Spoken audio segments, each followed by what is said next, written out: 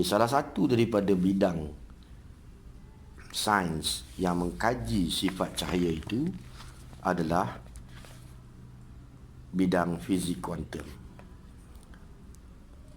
Bidang fizik kuantum ni bukanlah bidang saya. Malah ianya bidang yang saya gerun untuk terokai.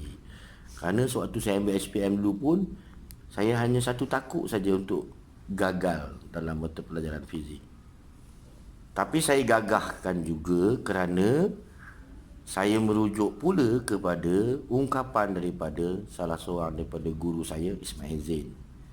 Ismail Zain mengatakan lebih kurang begini: untuk kita mendepani tradisi, maksud dia untuk kita belajar, memahami, menghayati dan menghargai, memurnikan tradisi, pengantarnya bukanlah lagi sejarah atau antropologi, tetapi fizik.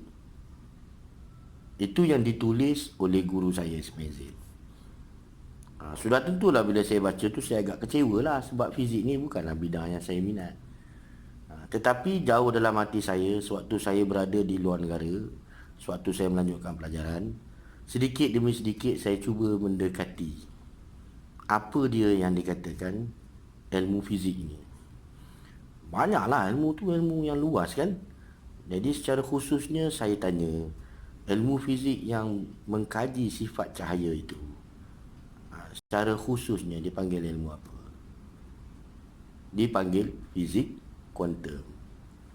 Jadi walaupun kita segan, kita takut, kita gerun, sebab nak belajar punya pasal, kita gagahkanlah juga. Nasib baik dengan kemajuan teknologi komputer, formula-formula yang banyak itu boleh diinputkan ke dalam komputer untuk diproses dan divektorkan, dijadikan bahasa visual dalam bentuk diagram, model. Malah ada yang 3D, malah ada yang animated. Kalau model tu berkaitan dengan dinamik tertentu, dia bergerak dan sebagainya, kita boleh melihat putaran dan sebagainya. So bidang fizik secara tiba-tiba disebabkan oleh kerana teknologi komputer menjadi bidang visual yang sangat menarik untuk saya. Kerana visualnya sangat menarik. Secara literalnya, apabila saya lihat segelintir atau banyaklah yang saya lihat, visualnya seakan-akan corak, pattern. Basically bukan seakan-akan, visualnya adalah corak, pattern. Bila dia convert formula tentang gelombang kepada visual, dia kelihatan seperti corak gelombang. Corak tu pula seperti corak yang saya lihat dalam sumber-sumber visual tradisi. Kalau saya, of course, tradisi Melayu dan Islam. Malah tradisi Melayu Islam tu pun sendiri, sebelum adanya pengaruh Islam, sebelum tu Melayu Hindu, Melayu Buddha, sudah ada tradisi visual tu.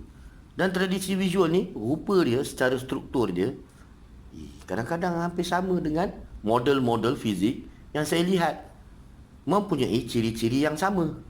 Contoh ciri-ciri dia, ciri-ciri kesimetrian yang menggunakan struktur gubahan cermin, yang kiri sama yang kanan, yang atas sama dengan yang bawah.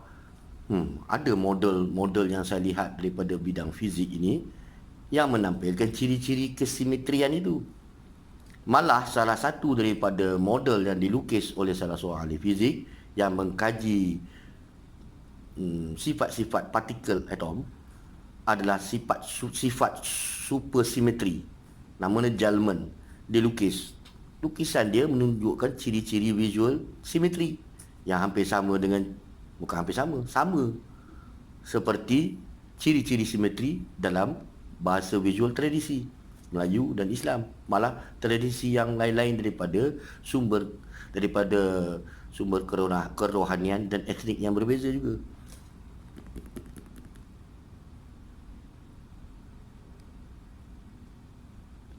Kajian fizik ni dia mengkaji sifat cahaya asalnya.